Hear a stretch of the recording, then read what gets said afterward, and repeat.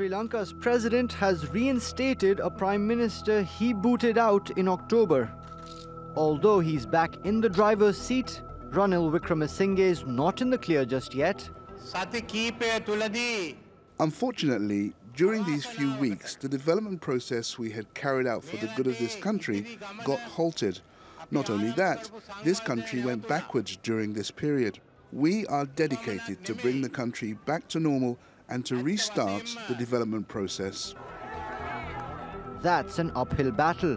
He's got only a few days to get a budget approved by the parliament if the country's to avoid defaulting on foreign loans that are due on the 1st of January. In the meantime, some coalition members have abandoned Wickremesinghe, and President Maithripala Sirisena is skeptical over his ability to coexist with his prime minister. With the issues we have, I'm not sure what guarantees we have that we could go on this journey together. That's doing little to boost the people's confidence in the government's ability to improve the economy. When the country is unstable, it's difficult for people like us to make a living. This is how I see it. In the future, we need the participation of all groups so we can appoint a good prime minister and a good government. The only thing that has happened is that it is the people who are in difficulty. It doesn't matter who becomes prime minister as long as the country develops. Much of this difficulty is due to Sri Lanka's reliance on foreign aid and loans that haven't always led to prosperity for its people.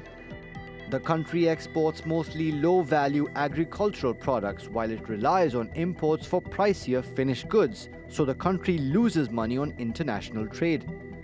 Its foreign currency reserves of just over $7 billion can only cover imports for 4 months.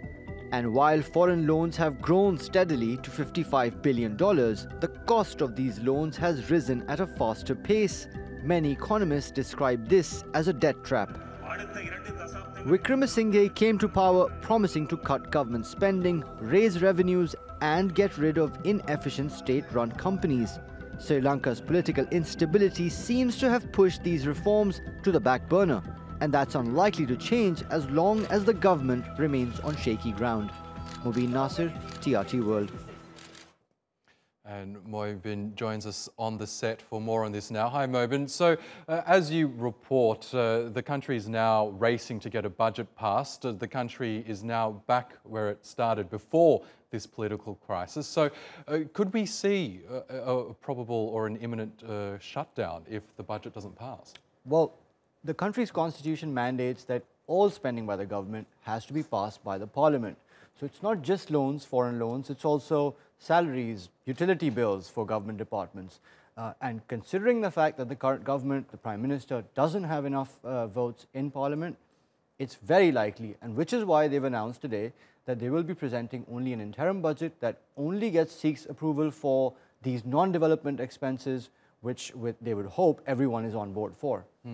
Now, the now reinstated Prime Minister had started this so-called Vision 2025, which was a set of bold economic reforms that he had in store for Sri Lanka. Presumably, he's going to try and kickstart that agenda. Tell us more about what he had in mind for the country. It's very fashionable, right? All these different countries have these Vision 2025 and 2030 ideas. And of course, it entailed a lot of grand plans. Arguably, only the easiest of those have been accomplished so far. Some free trade agreements with different countries, a slight change in the syllabus for public schools. But really, a lot of the work that needed to be done in the industries, in terms of tax laws, this government's been talking about bringing in a new tax law. That has not happened so far. The exports that the country makes, only about $15 billion. And we're talking about the things like textiles, rubber, which really are still being exported in the same form that they were being exported many, many years ago. The rickshaws that you see in the picture behind you are also imported, and that's perhaps the simplest motorized vehicle to make. So really, just going for the low-hanging fruit, but not much to speak of in terms of really building capacity within the economy to boost the export base and the value of those exports also. So let's see if the Prime Minister can now get his agenda back on track. Mobin Nasir, thank you as always.